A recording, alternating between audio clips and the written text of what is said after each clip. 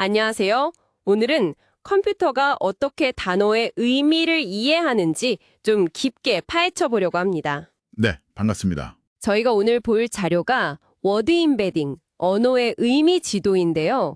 이걸 바탕으로 기계가 언어를 배우는 그 첫걸음, 워드 임베딩의 세계로 한번 들어가 보시죠. 좋습니다. 컴퓨터가 예를 들어 사과랑 오렌지는 가깝다. 근데 사과랑 자동차는 좀 멀다.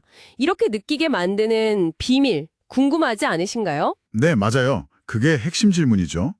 컴퓨터는 사실 숫자밖에 모르는데 어떻게 강아지나 사랑 같은 이런 추상적인 단어의 뜻까지 알 수 있을까 하는 점이에요. 그렇죠.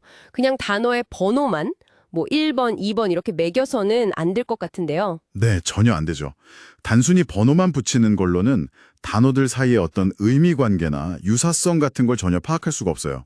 그래서 단어의 그 의미 사치를 숫자에 그것도 아주 정교하게 담는 방법이 필요해진 겁니다. 그래서 나온 게 이제 가장 간단한 방법으로는 원핫 인코딩이라는 게 있었죠. 네, 초기에 시도됐던 방식이죠. 사전에 있는 단어 수만큼 0을 쫙 나열하고 그 해당 단어 위치만 딱 1로 표시하는 거.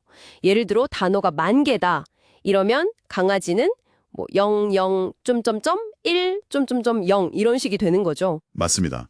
아주 직관적이긴 한데 근데 여기에는 문제가 좀 있잖아요. 방금 말씀하신 것처럼 강아지랑 고양이가 자동차보다는 훨씬 가깝다는 그 의미 정보가 전혀 없다는 거. 네, 전혀 없죠. 그리고 또 하나는 단어 수가 조금만 많아져도 벡터가 너무 길고 커져서 너무 비효율적이라는 점이에요. 맞아요. 데이터가 너무 커지는군요. 바로 그 문제를 해결하는 게 이제 오늘 저희가 얘기할 워드 임베딩입니다.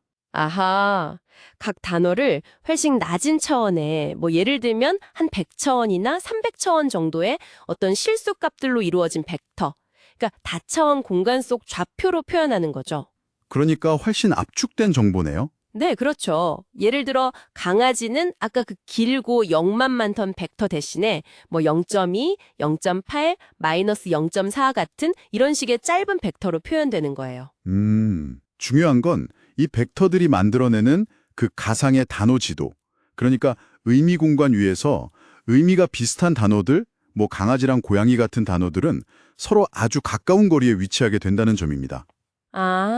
그 공간상에서의 거리가 곧 의미의 유사성을 나타내는 거군요. 네, 바로 그거죠. 근데 더 놀라운 건 그 단어들 사이의 방향에도 어떤 관계의 의미가 담겨 있다는 거잖아요. 네, 맞아요. 그게 정말 흥미로운 부분인데요. 제일 유명한 예시가 그거죠.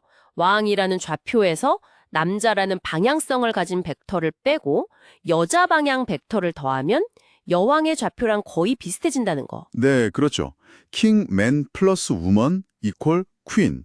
이 관계가 성립한다는 걸 보여주면서 이게 단순한 좌표가 아니라 단어 간의 의미론적 관계까지 포착하는구나 하는 걸 알게 된 거죠. 이야, 정말 신기하네요. 그럼 컴퓨터는 대체 어떻게 이렇게 똑똑한 단어 지도를 만드는 걸까요? 그 학습 과정이 궁금한데요. 핵심 원리는 간단합니다. 주변 단어를 보면 그 단어의 의미를 알 수 있다는 거예요. 언어학에서 말하는 분포 가설에 기반한 거죠. 문맥이 중요하다. 네, 맞습니다. 내 친구를 보면 너를 알 수 있다는 말처럼 특정 단어 주변에 자주 함께 쓰이는 단어들을 학습해서 그 단어의 의미 벡터를 조정해 나가는 겁니다. 그렇군요. 이 원리를 구현한 대표적인 기법이 이제 워드투백이랑 글로브가 있는 거죠. 월드 투 벡. 이름에서도 좀 느껴지는데 이게 그 주변 단어, 문맥을 가지고 벡터를 만든다 이런 뜻인가요? 네, 정확해요. 워드투백 안에도 크게 두 가지 방식이 있어요. 하나는 CBOW라고 해서 주변 단어들을 보고 중심 단어를 맞히는 방식으로 학습을 해요. 빈칸 채우기 문제처럼요. 나는 오늘 애에 가서 책을 빌렸다 하면 도서관을 맞히는 거. 네, 그런 식이죠. 반면에 스킵그램 방식은 반대예요. 중심 단어를 보고 그 주변에 올만한 단어들을 예측하도록 학습합니다. 예를 들어 강아지라는 단어가 주어지면 귀여운, 산책, 멍멍 이런 단어들을 예측하게 하는 건가요? 그렇죠. 보통은 이 스킵그램 방식의 학습 데이터를 더 많이 만들어낼 수 있어서 좀 더 다양한 의미 관계를 파악하는 데 유리하고 성능이 더 좋다고 알려져 있습니다. 그렇군요. 월드투백은 그럼 약간 좀 단어 주변에 로컬한 문맥에 집중하는 느낌인데요. 혹시 좀 더 넓게 봐서 텍스트 전체에서 단어들이 어떻게 함께 나타나는지 그 전반적인 패턴을 보는 방법도 있을까요? 아주 좋은 지적이세요. 그 주변 맥락만으로는 놓치는 정보가 있을 수 있잖아요. 네. 바로 그 점에 착안해서 나온 게 글로브라는 모델입니다. Global Vectors for Word Representation의 약자인데요. 아, 글로벌 벡터. 네, 워드투백이 창문, 그러니까 제한된 문맥 안에서 주변을 보면서 학습한다면 글로브는 뭐랄까 위성사진처럼 텍스트 전체에서 단어들이 얼마나 자주 함께 등장하는지에 대한 전역적인 통계 정보를 직접적으로 임베딩 벡터에 반영하려고 시도해요. 그러니까 전체 텍스트에서 특정 단어 2개가 같이 나온 횟수 같은 걸 세는 건가요? 네, 기본적으로는 그런 동시 등장 빈도, 코어커런스, 정보를 활용해서 단어 벡터 간의 내적 탑시 그 빈도 정보와 유사해지도록 학습하는 거죠. 그래서 좀 더 거시적인 관점에서 단어 간의 관계를 파악하는 데 강점이 있을 수 있다고 평가받습니다. 자, 그럼 한번 정리를 해볼까요? 컴퓨터는 숫자만 이해하니까 단어를 숫자로 바꿔야 했고, 네, 근데 단순히 번호만 매기는 방식, 원핫 인코딩은 한계가 명확했죠. 그렇죠. 비효율적이고 의미도 없고. 그래서 그 한계를 넘어서 단어의 의미와 관계를 담은 저차원의 벡터, 즉 워드 임베딩으로 표현하게 된 거고요. 네, 맞습니다. 이 똑똑한 단어 지도는 주로 주변 단어와의 관계를 학습하거나 아니면 방대한 텍스트 전체에 동시 등장 통계를 이용해서 만들어진다. How? 이렇게 이해하면 될까요? 네, 아주 정확하게 정리해 주셨네요. 이 기술 덕분에 이제 우리가 매일 쓰는 검색 엔진이라든지 번역기, 챗봇 같은 서비스들이 훨씬 더 정교하게 언어를 이해하고 더 좋은 성능을 낼 수 있게 된 거군요. 맞습니다. 사실 이 워드 임베딩 기술의 발전이 없었다면 지금 우리가 경험하는 많은 AI 서비스들의 성능 향상은 생각하기 어려웠을 거예요.